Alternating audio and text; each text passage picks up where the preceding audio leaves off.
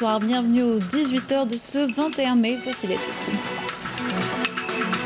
Le président de la République, Abdelmadjid Tebboune, a reçu cet après-midi les vœux de l'émir du Qatar, du président de la Mauritanie et du président malien à l'occasion de Eid al-Fitr.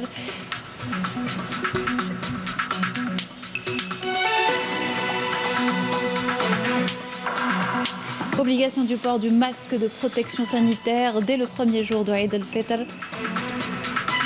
186 nouveaux cas confirmés de coronavirus et 94 personnes guéries dans le pays. 7 nouveaux décès ont également été enregistrés lors des dernières 24 heures. Le bilan complet par le porte-parole du comité scientifique du suivi de coronavirus.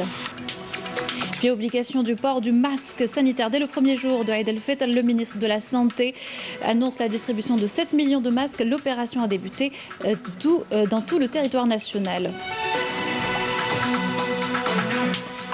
La communauté algérienne en France s'organise en ces temps difficiles. Des associations et bénévoles se mobilisent pour venir en aide aux familles dans le besoin sous la houlette du consulat général d'Algérie.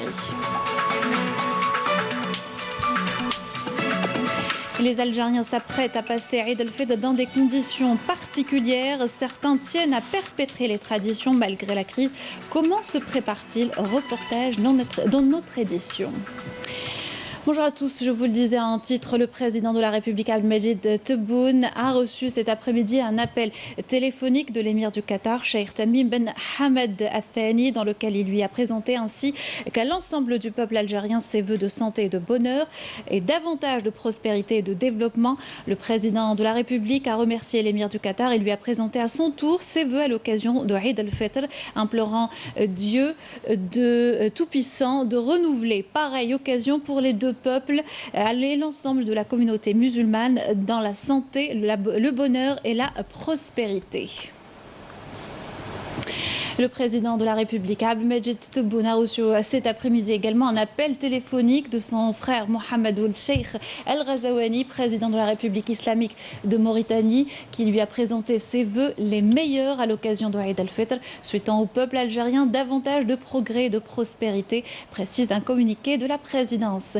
Et à son tour, et après l'avoir remercié, le président Abdelmadjid Tebboune a présenté à son homologue mauritanien ses vœux de bonne santé et de bonheur, souhaitant au peuple mauritanien frère davantage de progrès et de prospérité.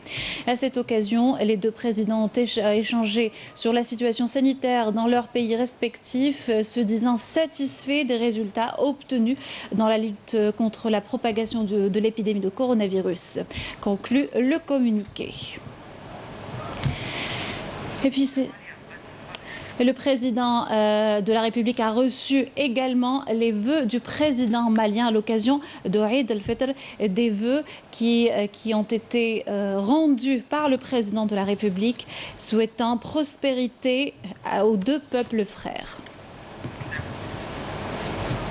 Et les clarifications des services du Premier ministère à présent autour des mesures complémentaires de prévention contre le Covid-19 décidées par le Premier ministre à l'occasion de la fête de Eid al-Fitr. Pour ce qui est des restrictions sur la circulation des véhicules, elle sera suspendue pour tous les véhicules, y compris les motocycles, durant toute la journée du premier jour et du deuxième jour de Eid al-Fitr, a précisé le Premier ministère. Cette mesure concerne l'ensemble des wilayas et demeure applicable, y compris en dehors des heures de confinement partiel à domicile.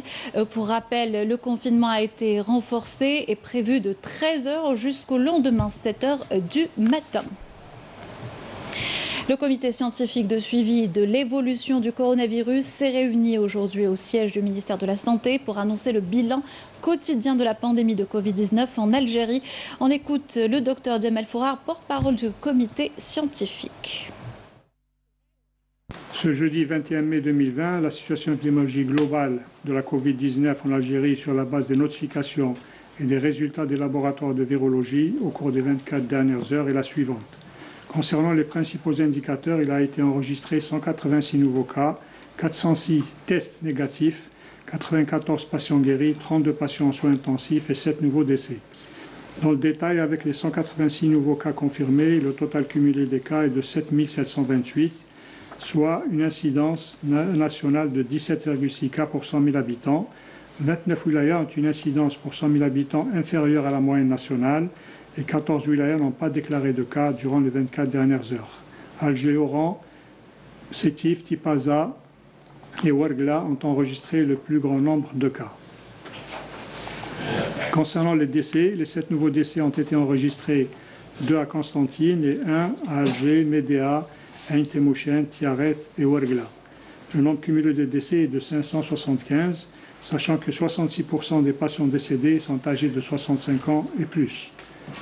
13 332 patients ont bénéficié du traitement dans le cadre du protocole thérapeutique en vigueur qui concerne les cas confirmés au laboratoire et les cas probables à l'imagerie médicale. Le nombre total de malades guéris qui ont quitté les établissements hospitaliers est de 4062, dont 94 au cours des 24 dernières heures. Il est à noter enfin que 32 patients sont actuellement hospitalisés en soins intensifs. En conclusion, nous exhortons tous les citoyens à rester vigilants dans l'application des mesures de prévention afin d'éviter la transmission et à respecter l'ensemble des règles du confinement, de distanciation et d'utilisation des masques. Chaque citoyen doit se sentir responsable de la santé des autres. Merci de votre attention. Obligation du port du masque sanitaire dès le premier jour de Eid al-Fitr, décision annoncée hier lors de la réunion du gouvernement, une mesure nécessaire pour lutter contre le coronavirus selon le ministre de la Santé. Abdelrahman Ben Bouzid évoque la distribution de 7 millions de masques qu'en première étape pour accompagner la décision du gouvernement. Abdelmajid Ben Qassi. Parmi les mesures phares prises par le gouvernement ces derniers jours, et en plus de la nécessité d'observer les règles d'hygiène et de distanciation sociale, la nouveauté réside dans l'obligation du port d'un masque de protection en toutes circonstances, et en particulier dans les espaces publics. Alors le port du masque devient obligatoire. C'était une demande récurrente. Nous attendions une prise de conscience de la population, qu'elle commence à s'habituer, qu'elle commence à prendre connaissance du danger. Et là, une mesure a été prise. Le Premier ministre a annoncé la mise en place ou la distribution de 7 millions de masques. Cette mesure est salutaire. Ce que nous souhaitons, ce que nous demandons, c'est le port obligatoire pour toutes et tous. Dès que vous êtes outside, c'est les lieux publics. Une mesure indispensable, contrôlable, mais qui demande aussi l'engagement individuel et collectif de tous. Une mesure barrière qui a donné des résultats partout dans le monde. Pour nous, c'est la seule mesure qui est contrôlable. Les distanciations, les mesures d'hygiène et tout, c'est difficile. Ce sera visible aux yeux des services de sécurité, visible à vous-même. Si vous avez quelqu'un qui est en face de vous qui ne porte pas de masque, vous devriez lui dire « Monsieur, portez votre masque, ne postillonnez pas ». Nous pensons, nous, le comité scientifique et tous les scientifiques dans le monde pensent que c'est la mesure obligatoire, facile à porter, facile à identifier et que c'est une véritable barrière quand on sait que la transmission, elle est aérienne. Donc c'est tous les postillons. Donc une mesure, une décision a été prise pour le port obligatoire. Dès aujourd'hui, on va distribuer des masques. En ce qui concerne la disponibilité du masque, elle est assurée. Quant au prix, voici la réponse du premier responsable du secteur de la santé. On n'a pas tranché. Donc ne me demandez pas une fourchette de prix pour ne pas aller dans l'erreur. Nous n'avons pas tranché. Ce que je peux vous dire, c'est que nous essayons d'avoir le prix le plus bas, en fait beaucoup plus, établir un plafond. Pour les officines, c'est facile. Pour les officines, c'est facile parce que ces masques étaient vendus. Donc, ils seront de nouveau vendus. Quant à l'évolution de la situation sanitaire due au virus, les choses commencent à se stabiliser. Il n'y a pas de quoi s'inquiéter. Alors, la situation, nous sommes à moins de 200 depuis bien longtemps. Nous sommes en plateau avec un peu de dents de scie. Cela veut dire... Alors, ce chiffre est lié un petit peu à certaines mesures qui ont été un peu abandonnées par la population, mais qui vont reprendre dans les mesures de sévérité. Donc nous sommes en plateau, nous sommes dans une situation qui ne nous inquiète pas, parce que nous tenons compte de la situation du début, où nous voyons des images apocalyptiques dans le monde, et nous avions une crainte de nous retrouver avec des hôpitaux saturés. Nous ne le sommes pas. Nous avons espoir que dans quelques temps, la décrue va commencer, puis nous réduirons un petit peu les mesures de confinement. Rassurant, mais la vigilance doit rester de mise. Et la distribution de masques de protection sanitaire a débuté aujourd'hui à travers tout le territoire national. Les services de la wilaya d'Alger ont lancé la distribution de près de 40 000 masques dans les commerces, les marchés et les bureaux de poste. À Oran, 10 000 masques ont été distribués et la wilaya réceptionnera la semaine prochaine 250 000 masques fournis par le gouvernement. Par ailleurs, les services de sûreté de Médéa ont distribué 5 000 bavettes aux citoyens à travers l'ensemble de leur secteur de compétences.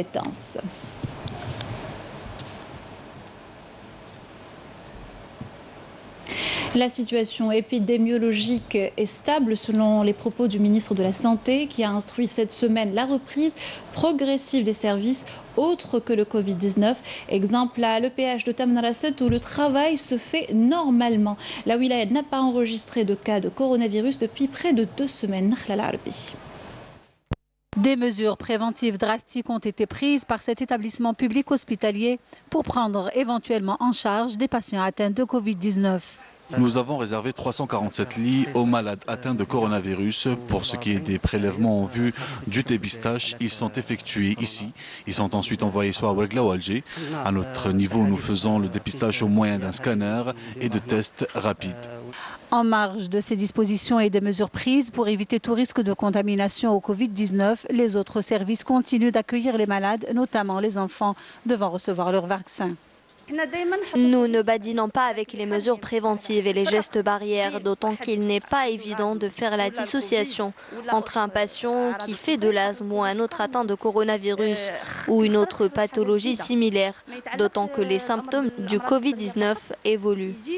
Nous faisons en sorte de respecter les gestes barrières, la distanciation, la désinfection des lieux, etc. Cela nous permet de continuer à travailler normalement. Mon enfant a reçu son vaccin. Toutes les précautions ont été prises pour ce faire. Le souci du personnel médical de cet établissement public hospitalier est d'enrayer la pandémie et d'éviter tout risque de contamination. Et la communauté algérienne en France s'organise en ces temps difficiles de crise sanitaire. Plusieurs associations et bénévoles se sont mobilisés durant le Ramadan pour la distribution d'aide aux familles dans le besoin. Le point de ralliement est le consulat général d'Algérie à Paris, selon notre correspondante Afef Belfouchet. Heure de début de tournée pour ces bénévoles algériens, certains à titre personnel, d'autres au nom d'associations de tous bords. C'est au siège du consulat général à Paris qu'ils stockent les dons récupérés. 2 fois par semaine, ils procèdent à leur distribution aux plus nécessiteux. Vous savez, les autres c'est nous, on ne peut pas oublier que chacun a besoin d'entraide et que s'ils sont dans cette situation, c'est parce qu'on a un monde qui est de plus en plus dur et qui va l'être de plus en plus et que c'est la responsabilité de chacun de tendre la main. Le jour où vous serez dans le besoin, vous serez content de trouver tout le monde. Ça s'appelle la solidarité. Première escale, cet abri pour familles isolées. Plus que les dons, c'est la bienveillance qui émeut ces femmes démunies, dont la solitude est accentuée par les circonstances actuelles.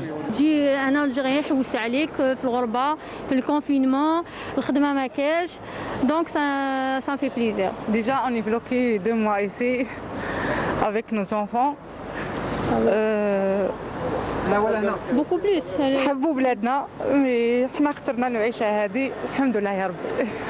انا بعدا نبغي نشكرهم بزاف لان انا اصلا ماروكان ماشي الجيريان دونك وساعدوني كنشكرهم بزاف من كل قلبي والله العظيم. Quand on veut aider, quand on donne à manger à des gens, on ne cherche pas leur origine, on ne cherche pas leur nationalité, ni leur religion, ni la couleur.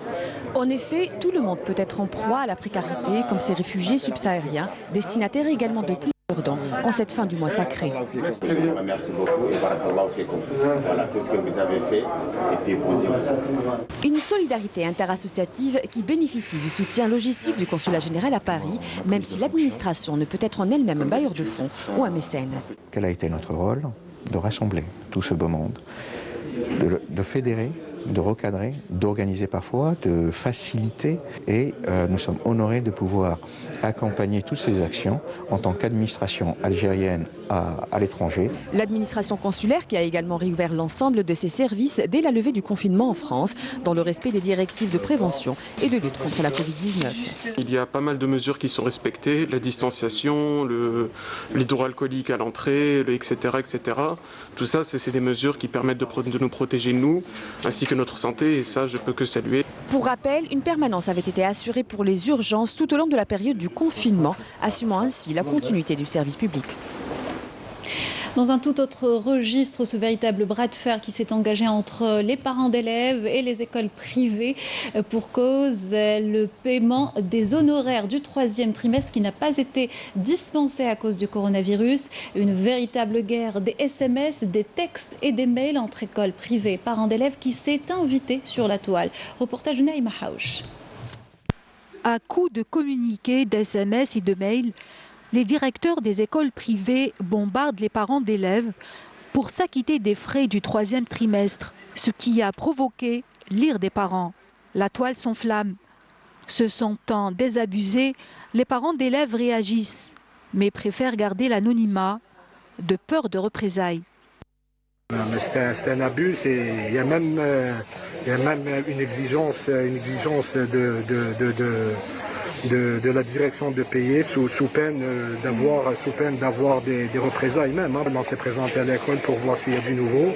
On trouve une affiche collée sur la porte en disant de bien vouloir se présenter pour payer là de la 3e tranche. Dès qu'on a reçu un message sur notre Viber pour le paiement de la 3e tranche, qui est le mois de mai, juin, juillet, août, sachant que l'arrêt des cours a été à partir du 12 mars et on n'a pas eu de nouvelles de l'école jusqu'au mois d'avril. En ce qui concerne les cours, on les recevait sur un groupe de Viber qui a été créé par la direction, d'où il n'y avait pas tous les parents d'élèves au début. On recevait des photos des images des cours écrites à la main au début.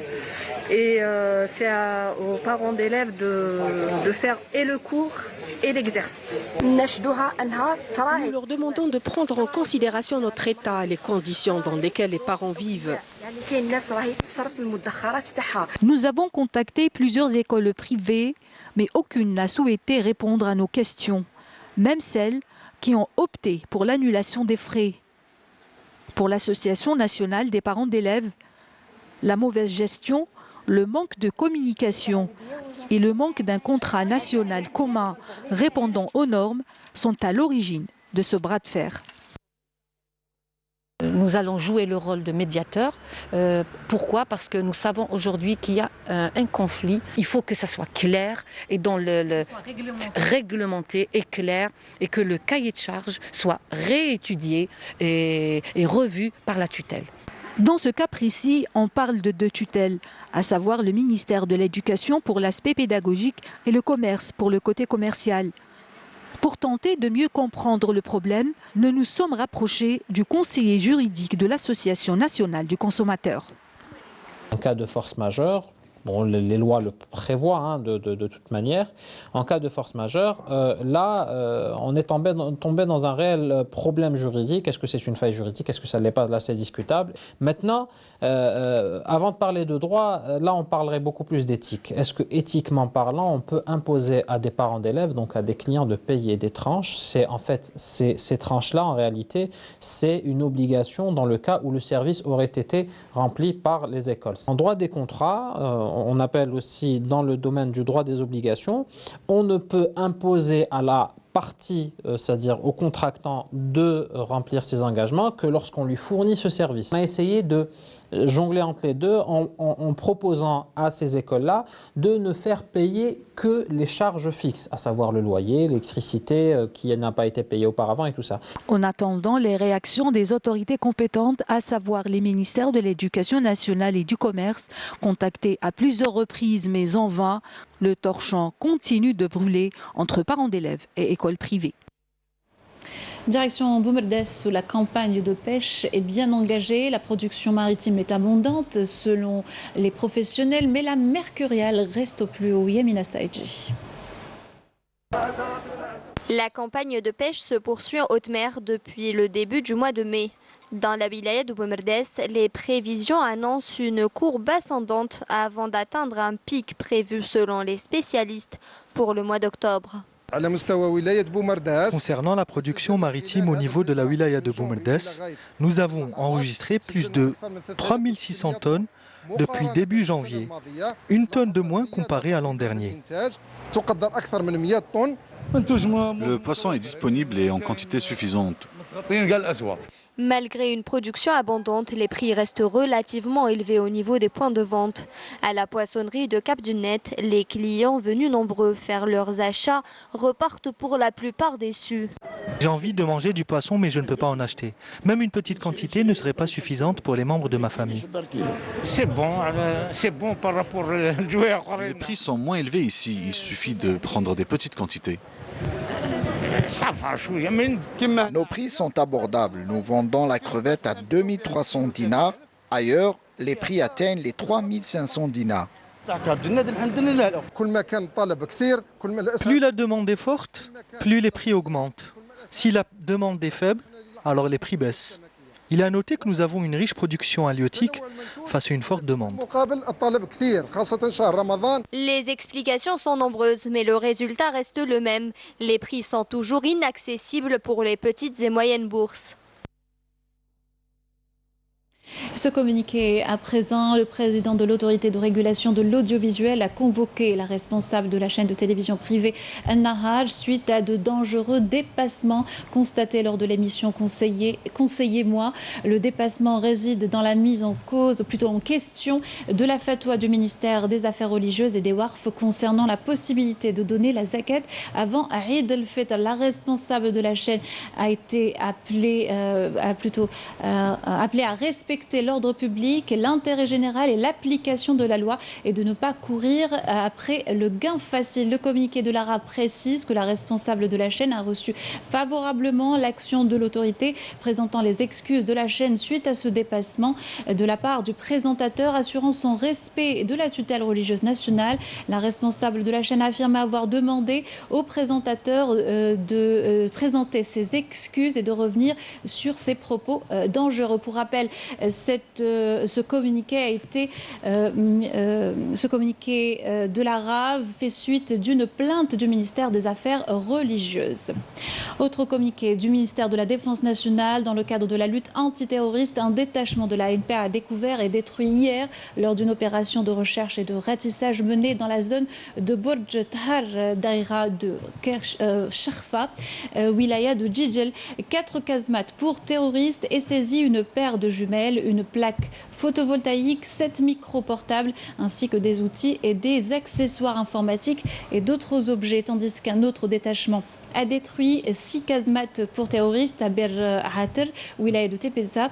Dans le cadre de la lutte contre la criminalité organisée, un détachement de l'ANP a intercepté à Tindouf 2 individus et saisi un véhicule tout-terrain, 3 groupes électrogènes et 4 marteaux-piqueurs, alors que des éléments de la gendarmerie nationale ont saisi à Béchar 28 tonnes de farine destinée à la spéculation. Des éléments de la gendarmerie nationale ont arrêté à Inamenas 3 contrebandiers à bord d'un véhicule touristique chargé de 2000 paquets de cigarettes. Par ailleurs, un détachement de l'ANP a saisi, en coordination avec les services de la Sûreté nationale, à Betna plus de 30 kg de kif traité, tandis que des gardes frontières ont appréhendé à El Oued un narcotrafiquant en possession de plus de 8600 comprimés psychotropes. Aussi, des gardes-côtes ont déjoué à Achlef, Oran et Ain Timouchen des tentatives d'émigration clandestine de 68 individus. Et malgré l'interdiction de circulation des véhicules, Naftal assurera un service minimum durant les jours de Eid al-Fitr. Les rares véhicules autorisés pourront se fournir en carburant. Saïd Fellek.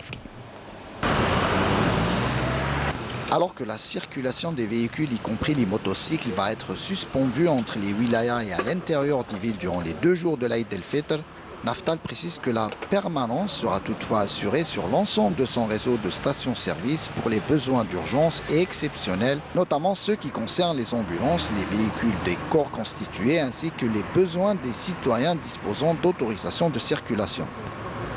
La circulation des véhicules est interdite.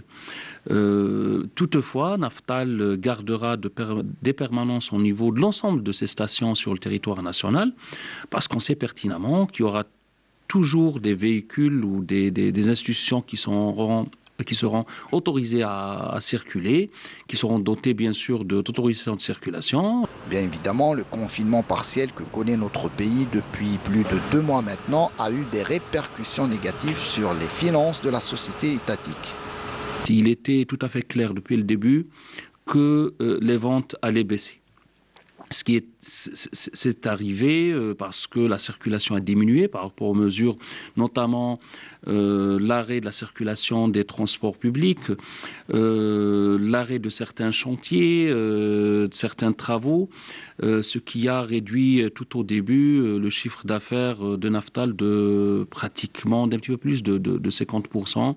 Naftal rassure enfin que les produits, tout type confondus, seront largement disponibles en quantité suffisante à travers tout son réseau de stations-service. À la veille de Eid al-Fitr, les Algériens tiennent à perpétrer les traditions malgré la situation particulière. À défaut de se procurer des vêtements neufs, ils se rabattent sur l'achat de gâteaux pour certains et leur fabrication pour d'autres. Yamina Saïdi. Après de 48 heures de la fête de l'Eid al-Fitr, l'affluence vers les pâtisseries traditionnelles est timide cette année. Les carnets de commandes de ces dernières sont beaucoup moins pleins. Les Algériens habitués à s'approvisionner en gâteaux traditionnels en grande quantité ont préféré le fait maison pour la plupart, ou alors acheter de petites quantités, histoire de marquer l'événement. À la pâtisserie, j'ai commandé le fel, mais le cœur n'y est pas. Même si vous ne faites pas, même si ceux qui ne savent pas faire, il faut y de la avec le... Mais on fait. Cet Aïd est différent, mais on essaye quand même de faire plaisir aux enfants. Autant s'abstenir, voilà exactement ce que je ressens. S'abstenir des visites et des gâteaux.